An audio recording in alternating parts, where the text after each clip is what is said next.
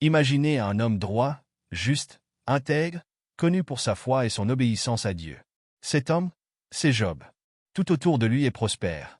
Sa famille est nombreuse, ses terres sont fertiles, ses biens innombrables. Mais un jour, sans avertissement, tout bascule. Avez-vous déjà été confronté à une souffrance si grande, si soudaine, que vous vous demandez pourquoi?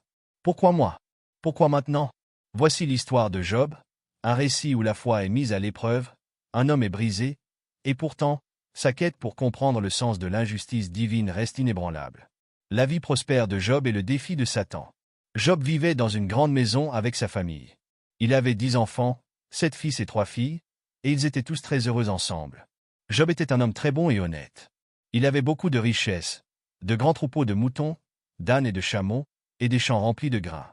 Tout ce qu'il touchait semblait devenir encore meilleur, et il était toujours prêt à aider les autres.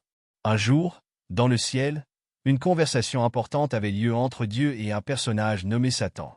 Satan était un être qui aimait semer le doute et l'inquiétude. Il disait à Dieu que Job n'était fidèle que parce qu'il avait tout ce qu'il voulait. Selon Satan, si Job perdait tout, il cesserait d'être bon et fidèle à Dieu. Pour prouver que Job était vraiment un homme de foi, même quand les choses n'allaient pas bien, Dieu accepta le défi de Satan. Il permit à Satan de tester Job, mais sans lui faire de mal personnellement au début. Ainsi, Satan commença à provoquer des catastrophes dans la vie de Job. Un jour, Job reçut des nouvelles terribles. Ses troupeaux furent attaqués par des voleurs et ses champs brûlèrent dans un grand incendie. Puis, il apprit que ses enfants étaient tous morts dans un accident tragique. Job était dévasté, mais malgré toute cette tristesse, il essaya de rester fort et de garder sa foi en Dieu. Il dit que Dieu avait donné tout ce qu'il avait, et que Dieu pouvait aussi reprendre ce qu'il avait donné. Les épreuves physiques et les amis de Job. Après avoir perdu tous ses biens et ses enfants, Job se retrouve confronté à une nouvelle épreuve encore plus dure. Sa propre santé est en danger. Dieu a permis à Satan de faire souffrir Job physiquement, et maintenant il est couvert de douloureux ulcères. Imagine Job assis sur un tas de cendres, qui était utilisé comme signe de deuil à l'époque. Il est dans une douleur constante, avec des plaies qui démangent et le brûlent, et il n'a pas de soulagement. Chaque jour est un combat pour lui, car les souffrances ne cessent d'augmenter. En plus de cette douleur physique, Job doit faire face à la tristesse profonde de sa situation.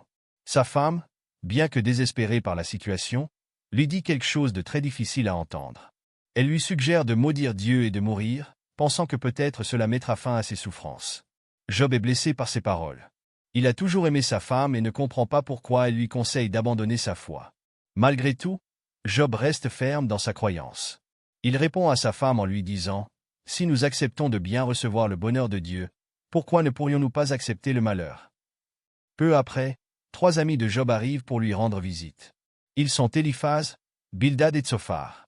Ils ont entendu parler des malheurs de Job et viennent avec l'intention de le réconforter. Mais, au lieu de le soutenir, ils se mettent à discuter avec lui. Ils croient que les souffrances de Job sont le résultat d'un péché secret, quelque chose qu'il aurait fait de mal, même s'il n'en a pas parlé. Ils lui expliquent que, selon leur croyance, personne ne peut souffrir autant sans avoir commis une grave erreur. Éliphaz, le premier des amis, commence par dire que Dieu est juste et que ceux qui souffrent doivent avoir péché. Bildad et Tsophar soutiennent cette idée, en disant que la souffrance est une conséquence directe de la mauvaise conduite. Ils pensent qu'en avouant ses fautes, Job pourrait retrouver la paix et être rétabli. Job se sent encore plus accablé par ces discours. Au lieu de trouver du réconfort, il est accusé injustement par ses propres amis. Il se rend compte que personne ne comprend vraiment sa souffrance. Il exprime sa frustration et sa confusion, se demandant pourquoi il doit endurer tout cela alors qu'il a toujours essayé de bien faire. Job souhaite comprendre pourquoi Dieu permet cette douleur, et il est déconcerté par le silence de Dieu face à ses souffrances. Alors que Job continue de souffrir et que ses amis lui font des reproches, une discussion intense se développe entre eux. Job se sent de plus en plus accablé par les accusations de ses amis, qui persistent à dire qu'il doit avoir fait quelque chose de mal pour mériter une telle punition. Job, pourtant, est convaincu qu'il n'a pas commis de faute grave et il essaie de se défendre en expliquant qu'il a toujours été juste et pieux. Les dialogues entre Job et ses amis deviennent de plus en plus animés. Éliphaz, Bildad et Tsophar continuent de soutenir que la souffrance est le résultat direct du péché. Éliphaz affirme que la sagesse et l'expérience lui montrent que Dieu est juste et que les souffrances sont des châtiments pour des erreurs que l'on ne voit pas toujours. Bildad, quant à lui, soutient que Job doit avoir des péchés cachés et qu'il devrait se repentir pour obtenir le pardon de Dieu. Tsophar, le troisième ami, est encore plus sévère et insiste sur le fait que Job doit avoir commis des fautes graves et qu'il devrait admettre ses erreurs. Job, se sentant acculé et incompris, se défend avec vigueur. Il exprime sa douleur et sa frustration face à l'injustice qu'il ressent. Il demande à Dieu de lui expliquer pourquoi il souffre ainsi, et il insiste sur le fait qu'il n'a pas mérité tout ce qu'il endure. Job se demande pourquoi il est traité ainsi malgré sa fidélité et son intégrité. Il se tourne vers ses amis et leur dit qu'ils ne comprennent pas sa situation et que leurs conseils ne font qu'ajouter à sa détresse. Il commence à se sentir de plus en plus seul et désespéré.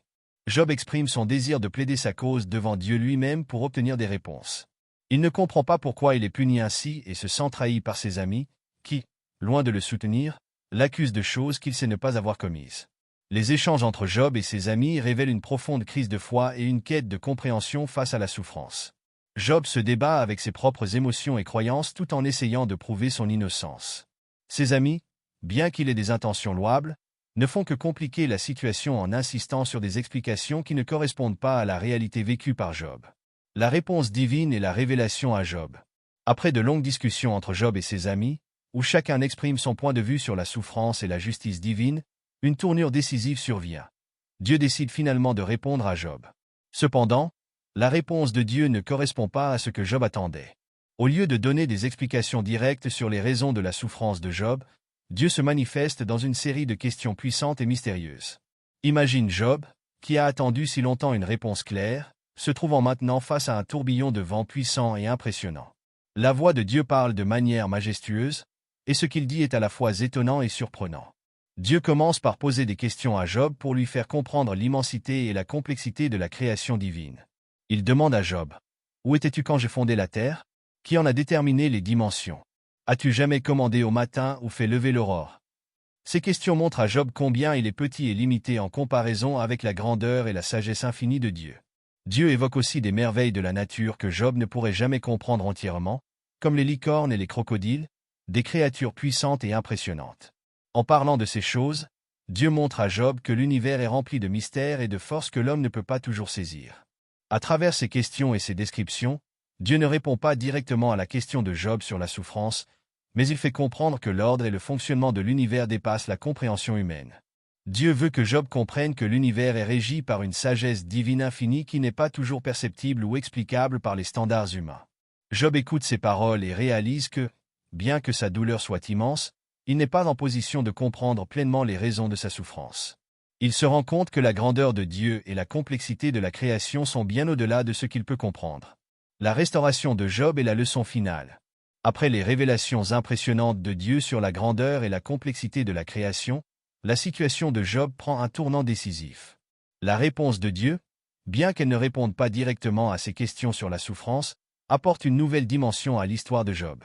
Dieu ne se contente pas de faire comprendre à Job la magnificence de son œuvre, il agit également pour restaurer la vie de Job à une condition encore meilleure qu'auparavant. Dieu se tourne d'abord vers les trois amis de Job, Éliphaz, Bildad et Tsophar. Ses amis avaient été convaincus que les souffrances de Job étaient la conséquence de péchés cachés et avaient insisté sur le fait que Job devait se repentir pour être sauvé. Cependant, Dieu leur dit qu'ils ont mal parlé de lui et que leurs conseils n'étaient pas conformes à la vérité divine. Il leur ordonne de faire des offrandes de sacrifice, et Job doit intercéder pour eux par ses prières. Cette tâche est un acte de grâce et de pardon de la part de Job, montrant sa capacité à transcender ses propres douleurs et à souhaiter le bien de ceux qui l'ont mal compris. En accomplissant cette mission, Job montre une grande magnanimité. Sa capacité à prier pour ses amis, malgré le fait qu'il l'ait accusé à tort, témoigne de sa foi inébranlable et de sa noblesse d'esprit. Dieu accepte les prières de Job, en réponse à cet acte de pardon et de foi, il restaure la fortune de Job de manière spectaculaire. La restauration de Job est impressionnante. Dieu bénit Job avec une prospérité renouvelée et encore plus grande qu'auparavant. Job reçoit de nouveaux troupeaux d'animaux, et ses champs sont rendus encore plus fertiles. Il est également comblé de bonheur familial, il reçoit de nouveaux enfants, et ses nouvelles filles sont décrites comme les plus belles du pays. Job vit longtemps et voit ses descendants jusqu'à la 4e génération, jouissant d'une vie remplie de joie et de prospérité. Cette partie du récit souligne non seulement la rédemption de Job, mais aussi la profondeur de la leçon qu'il a apprise. Job a enduré des souffrances extrêmes, a confronté des questions profondes sur la justice divine et a maintenu sa foi malgré tout. À travers ces épreuves, Job a appris que la compréhension complète de la volonté de Dieu peut échapper à la capacité humaine, mais que la foi, la patience et le pardon ouvrent la voie à des bénédictions renouvelées. Le retour à la prospérité de Job ne se limite pas à une récompense matérielle, il représente également un renouveau spirituel et émotionnel. Job devient un modèle de persévérance et de fidélité, montrant que, même lorsque les raisons de notre souffrance restent mystérieuses, la confiance en Dieu et la capacité à pardonner et à comprendre les autres peuvent mener à une rédemption profonde et à une nouvelle compréhension de la vie et de la foi. La leçon universelle de l'histoire de Job. L'histoire de Job, avec ses épreuves extrêmes et sa restauration finale, nous offre une profonde réflexion sur la nature de la souffrance, de la foi et de la justice divine. Job, un homme initialement prospère et respecté, se voit soudainement confronté à une série de catastrophes personnelles et matérielles, suivies d'une souffrance physique intense. Malgré ces épreuves dévastatrices, il reste fidèle à sa foi et cherche une compréhension plus profonde des raisons de sa douleur. La série de dialogues entre Job et ses amis révèle les diverses perspectives humaines sur la souffrance. Éliphaz, Bildad et Tsophar, avec leurs interprétations simplistes et erronées, montrent la tendance humaine à chercher des explications rationnelles et à blâmer les individus pour leurs propres souffrances. Job, en revanche, se débat avec ses émotions et ses questions, cherchant à comprendre le pourquoi de ses épreuves tout en restant fidèle à ses principes. Lorsque Dieu répond, il ne donne pas de réponse directe aux questions de Job mais révèle plutôt la grandeur et la complexité de sa création. Les questions divines soulignent que la compréhension humaine est limitée face à l'immensité de l'univers et à la sagesse infinie de Dieu. Cette révélation pousse Job à accepter que certaines choses échappent à la compréhension humaine et à reconnaître la grandeur divine au-delà de ses propres souffrances.